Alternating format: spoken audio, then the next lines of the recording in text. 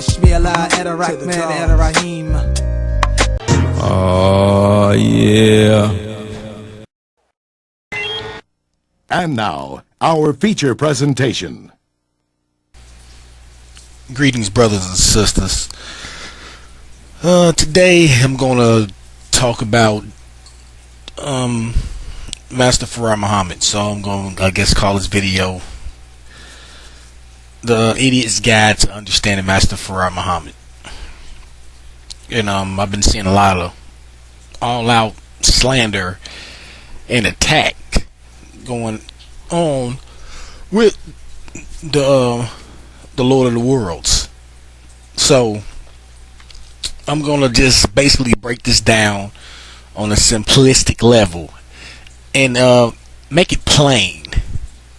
You know, everybody's going out all off on this tangent about his mother being a devil, so bear with me.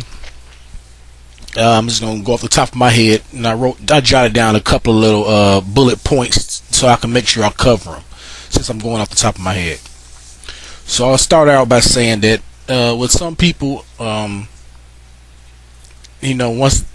envy gets in their heart, they kind of become deluded and clouded by logic. So I was also told of a saying that it is better to be perceived a fool than to open your mouth and remove all doubt. And when you sit here and listen to some of these individuals, when they try to make points, they don't really come from a scientific or theological level. But these same individuals would don't even question the white man's figures and numbers, which is to me absurd. So I'll start out by saying that if a house is divided against itself, that it could not stand. So you don't need to be upset. The white man, he wants you to move among him, because the thing is that what upset him is if you're trying to move away from him, because throughout the whole teachings of Master Farah Muhammad to the Most Honorable Elijah Muhammad was that we need to separate from this beast. And the reason why the white man hasn't felt the wrath of the judgment yet is because we're still among them, and we're the people that Master Farah Muhammad's father Alfonso specifically created him for, and the purpose of him having a child by a white woman.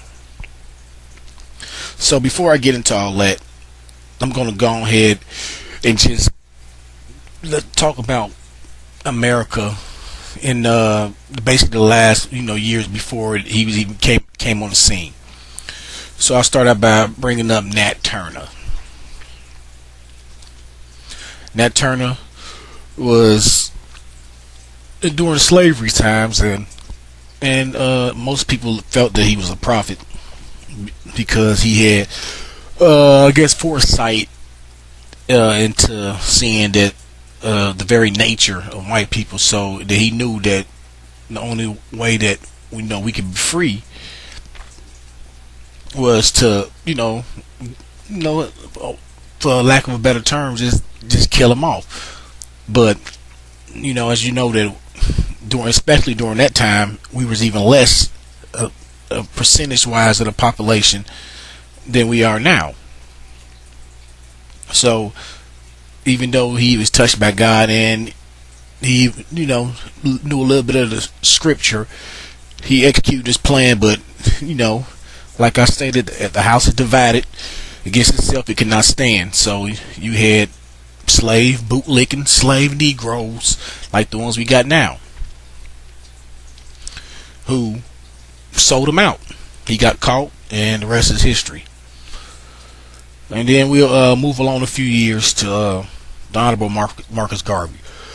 The Honorable Marcus Garvey, Jamaican descent, was one of the first leaders to gather black people in America on a massive scale. You know, he went over to England. You know, he got his coattails pulled by a brother named Deuce Muhammad. Deuce Muhammad ended up enlightening Marcus Garvey to a new way of thinking. So he impregnated his mind with new thoughts about liberating our people. Honorable Marcus Garvey is a man who should be honored and respected, but another flaw in this whole approach was that he still was under the banner of Christianity. And right now, and including then, you know, we were brought here under the banner of Christianity. So, you know, we couldn't fault Marcus Garvey because he just didn't simply have the knowledge enough to resurrect our people, even though he did an admirable job and tried to have us go for self, and he tried, but you know, his own people destroyed him. And of course, the United States of America did all they could in its power to destroy him, because he basically slid under the cover, because they was looking for a black man, because they knew that it was written, because the white man knows the Bible for the most part better than the average black person, because you know we weren't able to read for 300 years during the chattel slavery. So they took bits and pieces out, mixed truth and falsehood, and made the book so that we as a people would not be able to understand it. And I know some people out here saying, the Bible, this and that, is man-made book, and the hieroglyphs, and somebody wrote that too. There's all people, the original peoples of the earth, and even including the white people, had prophets and messengers come to them to try to guide them back right. So we're gonna move up to Noble Drew Ali. Noble Drew Ali is a very noble brother. Brother deserves a lot of credit. Brother went to Egypt, got taught up, came back, and on a small scale was waking brothers up and sisters, trying to wake them up. I mean, he was in tune with the spirituality and Islam, and he was basically trying to get brothers and sisters to do their thing. I mean, you have some accounts out there that say that the brother was still eating swine, but I did some research on it. I'm not 100% sure on that, but that goes to say that the brother tried to do his work, but he was murdered. He was murdered before he can really get his movements off the ground. So, I mean, as you can see, just with those three very powerful individual black men, leaders, two were murdered, one was deported. So that would send a very strong signal that especially during that time, and you got to think about the time between the late 1800s to the early 1920s. I mean, and you talking about during a time where the white man could just blow your head off in the middle of a street, and then he would not even get charged for it. I mean, you got to deal with the time that's coming in. So as it is written in Habakkuk in the Bible, that he would be come from Mount Paran, Timon, and that's in Mecca, Arabia. So his Master Farad Muhammad's father, Alfonso, which is a very dark jet black man, knew that once they located us found out we was over here, and we was located, because you got to think, for 379 years we just was taken from our land, and our brothers and sisters didn't even know that we were over here. So you got to think, for 379 years until the